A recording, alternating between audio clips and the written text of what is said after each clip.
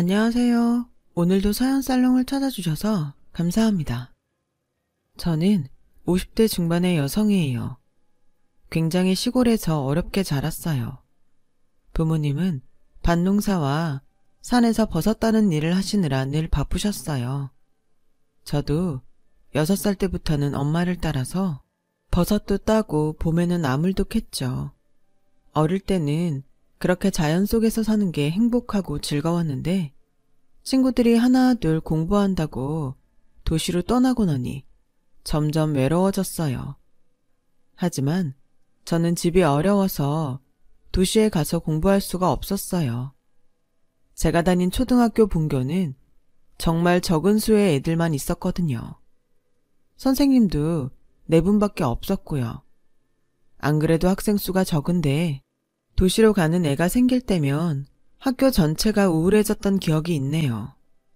저희 집은 먹고 사는 데에 바빠서 제 교육까지 신경 쓸 여력이 없었고 저도 공부를 그렇게 열심히 하지는 않았어요. 항상 집안일을 도와야 해서 밭일이 바쁠 때는 결석도 많이 했고요. 중학교는 걸어서 20분을 가서 버스를 타고 또 30분은 가는 곳에 있었어요. 그러다 보니 매일 왔다 갔다 하는 것만도 큰 일이었죠. 학교 다니기가 너무 힘들어서 혼자 나가서 사는 애들도 있었어요. 혼자라고는 해도 대부분 친척집에서 살긴 했어요. 저도 몇 번 나가서 살게 해달라고 했지만 뜻대로 되지 않았어요. 사실 저도 안 될 거라는 건 예상했어요. 그 동네에 친척이 있는 것도 아니었고 어디 가서 신세를 지기도 어려웠으니까요. 집안 형편도 안 됐고요. 하루는 학교에 갔다 와서 너무 피곤해서 자다가 저녁밥 지으라는 엄마 말에 일어났어요. 곤로에 밥을 안 치고 단무지를 무치는데 엄마가 저한테 그러시더라고요. 지수가 힘들어도 조금만 버텨. 중학교만 이렇게 다니고 고등학교 때는 엄마가 어떻게 해서라도 너 편하게 학교 다닐 수 있게 해줄게. 정말이야? 나야 너무 좋지. 근데 정말 해줄 수 있어? 우리 집 돈 없잖아. 그래서 엄마가 생각해 놓은 게 있으니까 걱정하지 말고 중학교 졸업할 때까지만 참아. 고등학교는 제대로 다녀야 돼. 그래야 엄마 아빠보다 더 잘 살 수 있어. 엄마는 초등학교만 나오셨고 아빠도 중학교까지만 다니셨어요.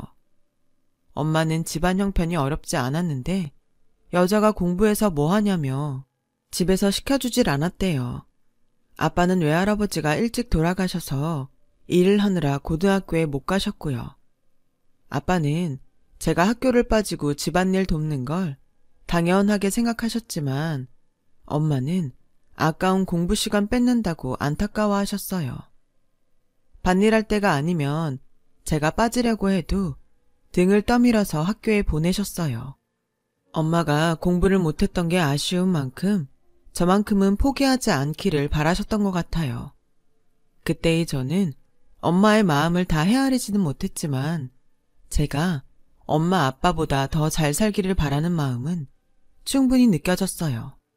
저는 더 이상 불평하지 않고 학교를 다녔고 고등학교에 가자 엄마는 약속대로 제가 도시에 머물 수 있게 방을 얻어주셨어요. 도시라고는 하지만 서울과는 비교도 안 되게 작은 곳이었어요. 그런데도 저는 모든 게 다 크고 넓게만 느껴졌고 온통 신기한 것들로 가득했어요. 엄마는 제가 초등학교 때부터 들었던 적금을 깼다고 하셨어요. 이런 나를 위해서 내가 조금씩 모아뒀던 거야. 네가 고등학교라도 나오려면 언젠가는 필요할 것 같더라고. 생각보다 돈이 많이 모아지진 않았어도 네 쓸방은 얻을 수 있어서 다행이다. 엄마, 진짜 고마워. 나 놀지 않고 공부 열심히 할게.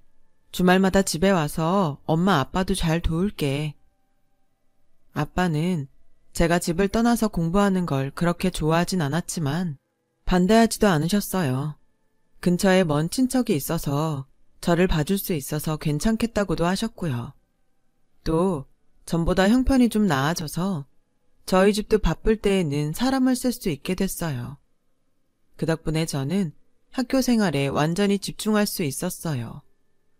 밥 멜 걱정이나 산에 가서 버섯 딸 일을 생각하지 않아도 되니 얼마나 홀가분하고 좋았는지 몰라요.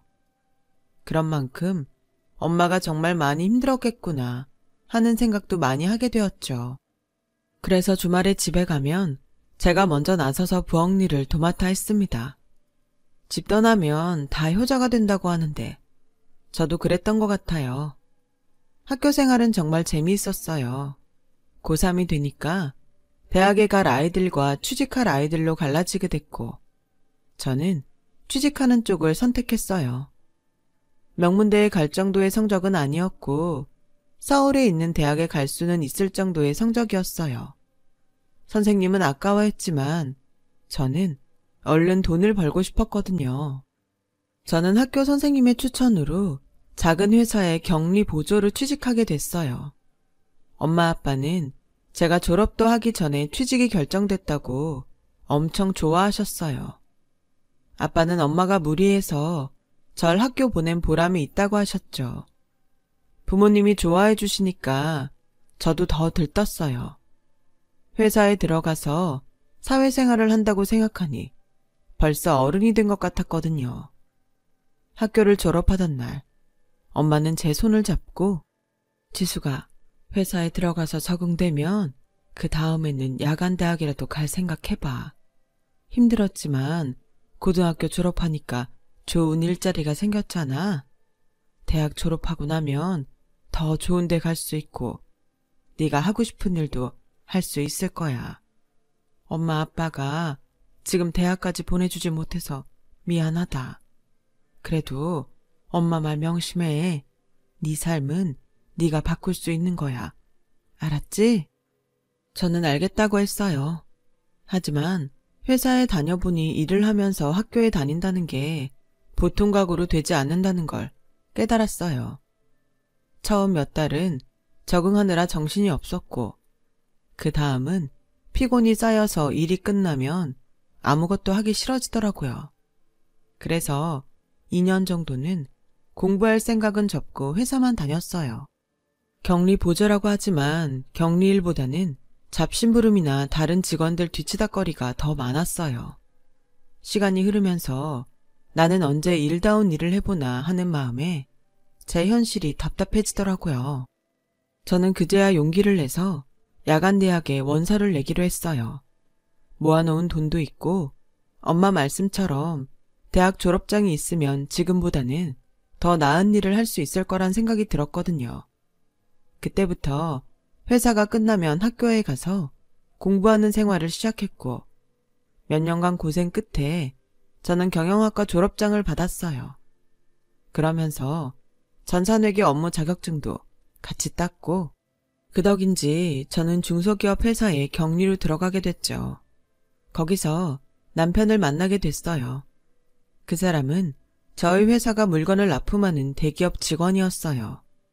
직급도 팀장이고 능력 있는 사람이었어요. 저는 그 남자의 능력에 반했고 그 사람은 제가 뭐든 적극적으로 일하는 모습이 매력 있다고 하더라고요. 남자는 아버지가 일찍 돌아가셨고 어머니는 지방대 교수였는데 지적이고 고상한 모습이 참 좋아 보였어요. 나이도 많지 않으신데 공부를 하면서 아이를 키웠을 걸 생각하니 존경심도 들더군요. 혹시라도 제 학벌을 가지고 뭐라고 하진 않을까 걱정도 했어요. 하지만 큰 문제 삼지 않아서 남자와 결혼할 수 있었습니다. 그런데 시어머니는 집안 큰 행사 자리에 절대 저를 부르지 않았어요. 항상 남편만 혼자 갔다 오곤 했거든요.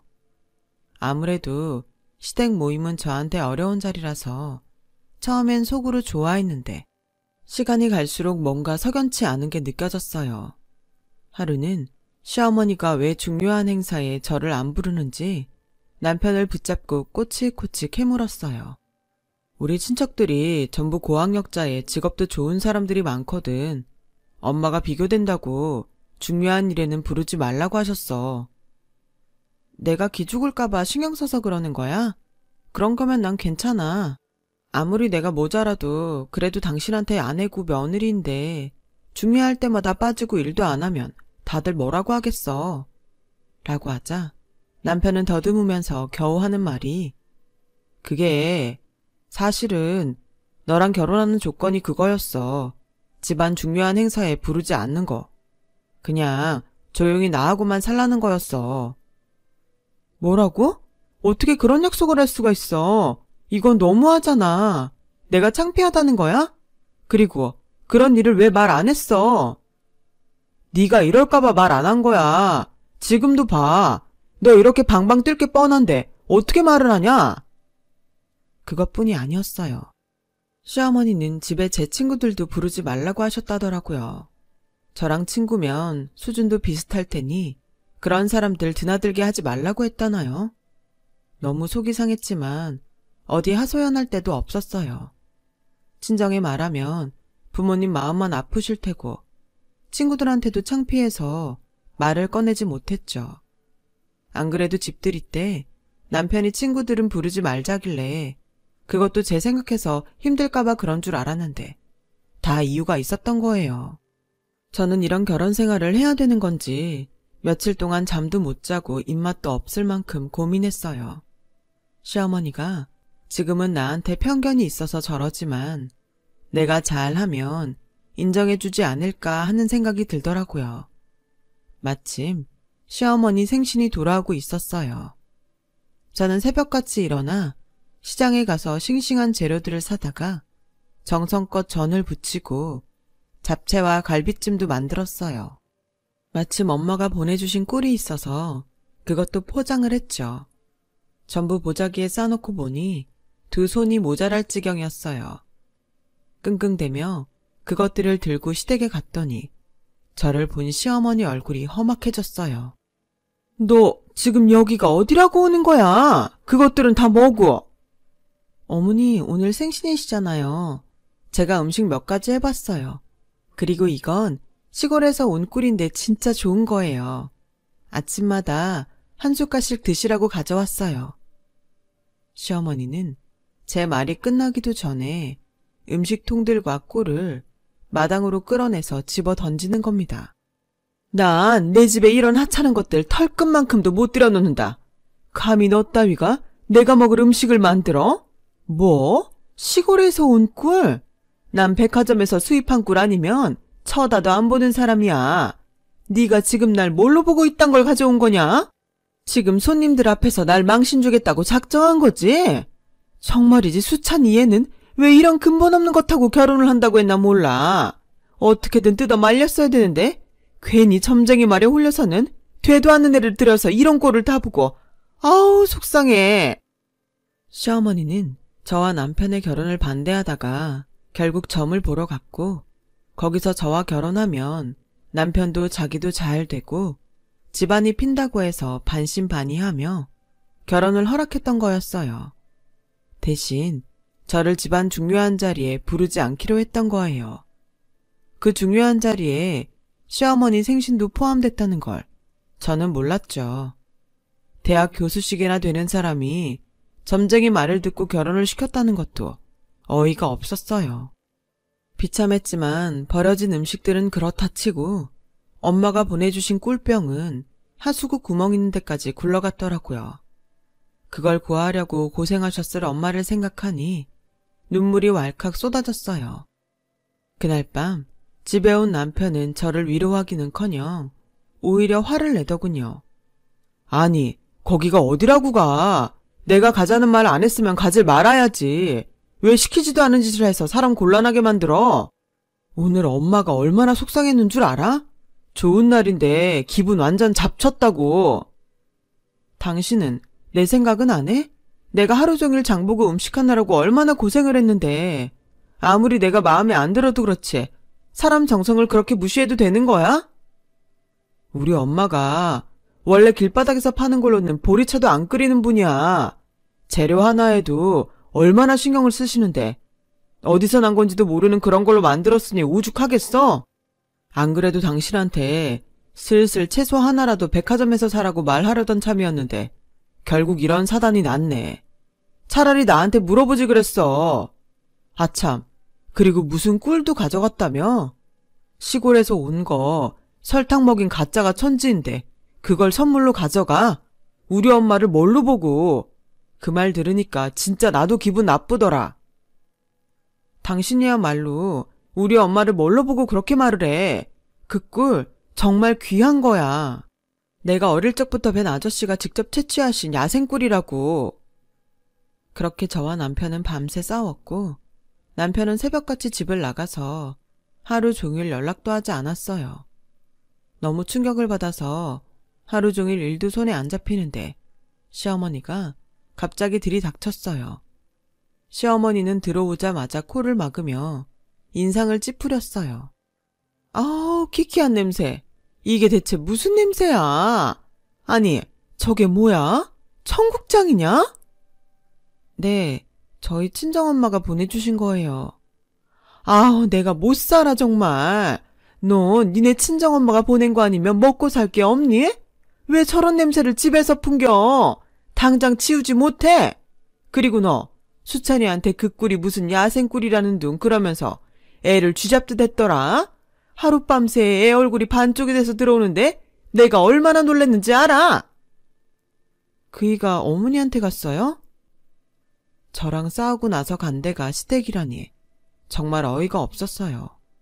게다가 저랑 있었던 일을 다 얘기한 모양이었어요. 너는 네가 살던 데니까 아무렇지 않을지 몰라도 우린 아니다.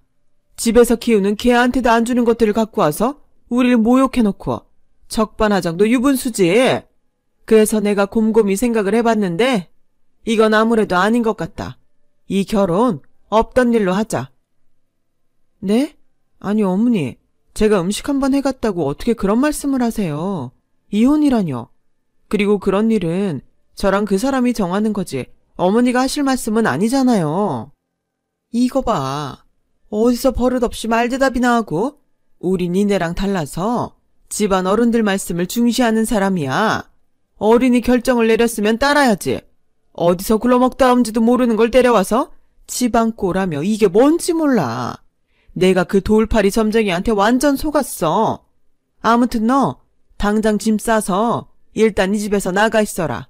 조만간 우리가 서류 준비해서 보낼 테니까 그렇게 알고 있어. 남편한테 전화해서 물어봤지만 돌아오는 말은 같았어요. 내가 일생일대의 실수를 한 것 같아.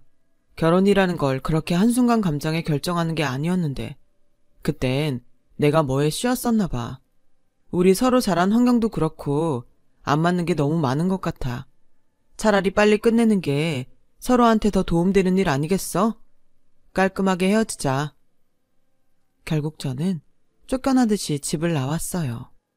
집에 돌아가자니 부모님이 너무 속상해할 것 같아서 며칠을 여간방에서 혼자 지냈죠. 그런데 시댁에서 친정으로 서류를 보내는 바람에 부모님도 다 알게 되셨고 엄마는 어떻게 저를 찾아오셨어요. 네 친구 경희가 너 여기 있다고 하더라. 왜 혼자 여기 이러고 있어? 집에 와야지.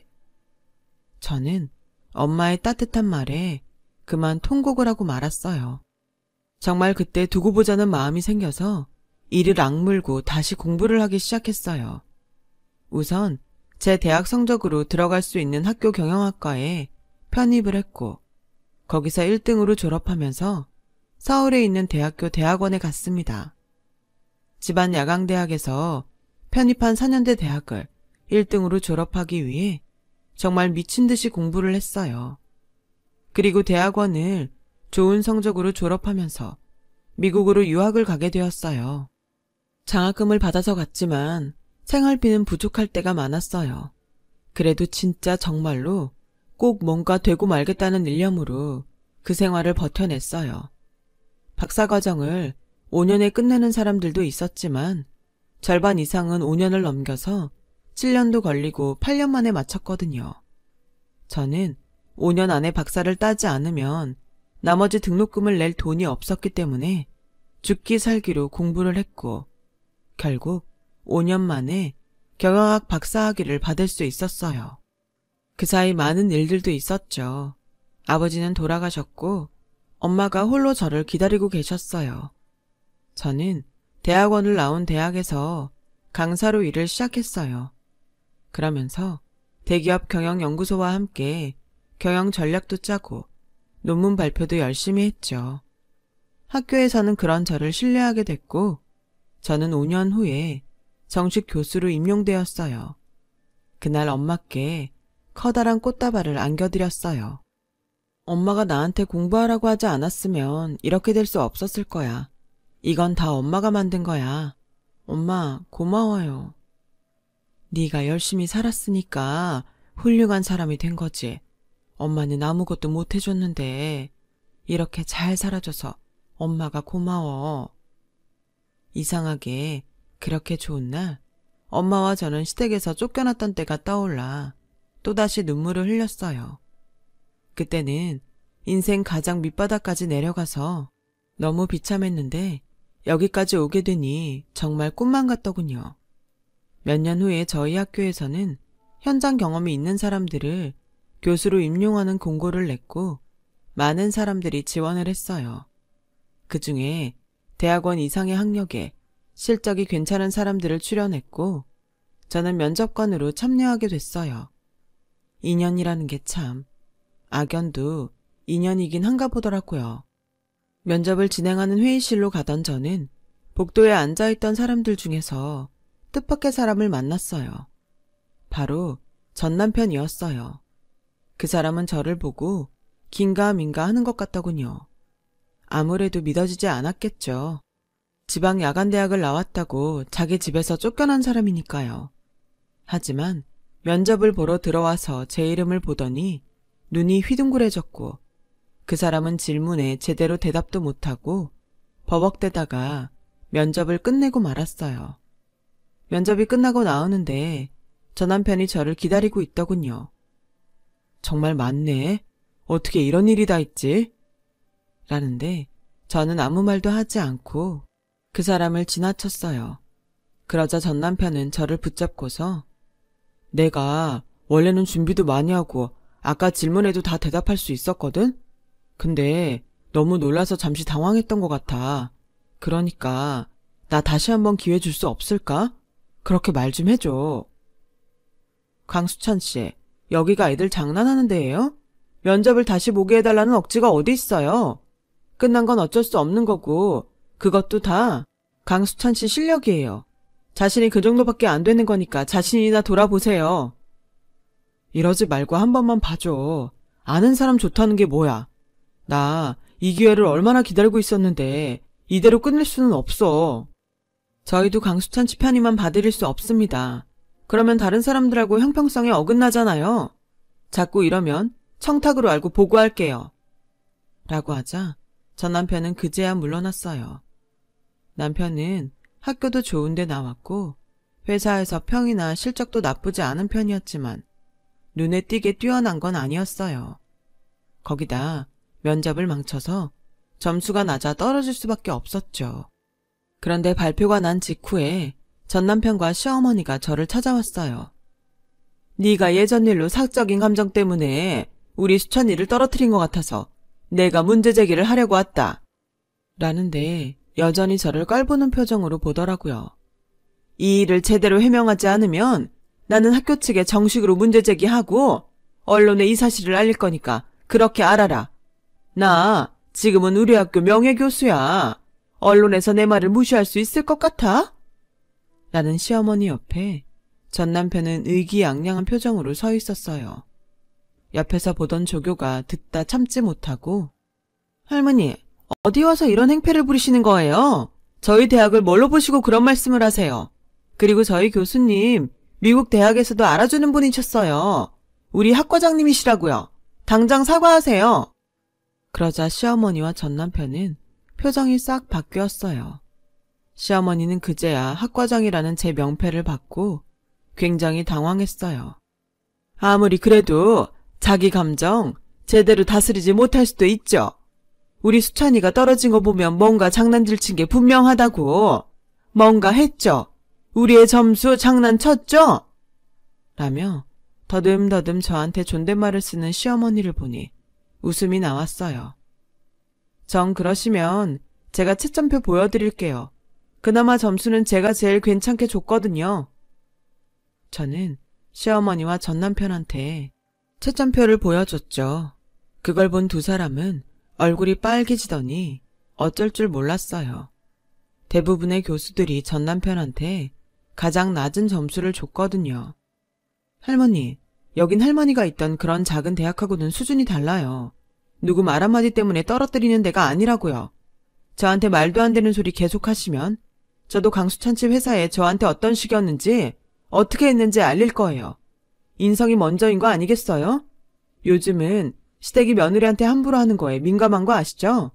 할머니 학교에서 명예교수라고요. 할머니는 학교에서 저한테 했던 행동이며 오늘 이러고 와서 행패 부리는 거 알면 계속 그 자리에 두겠어요? 라고 하자 시어머니는 그제야 예, 그때는 우리가 정말 실수했다. 미안해. 내가 어떻게 하면 되겠니? 비굴할 정도로 비는 시어머니를 본 전남편은 굉장히 당황하더라고요. 엄마, 갑자기 왜 이래? 그냥 가면 되지. 뭘 빌기까지 해?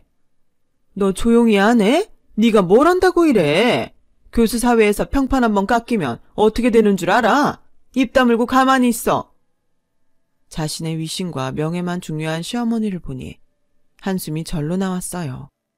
됐으니까 돌아들 가세요. 더는 찾아오지 마시고요. 한 번만 더 와서 엉뚱한 소리 하면 그땐 진짜 가만 안 있어요. 명예훼손으로도 고소할 거예요. 라고 하자 남편은 억울하다는 듯 뭘 그렇게까지 말해. 난 엄마 때문에 그런 것밖에 없어. 정말 내 뜻이 아니었다고. 혹시라도 나한테 섭섭한 거 있으면 다 풀고 회사에는 아무 말도 하지 마. 부탁이야.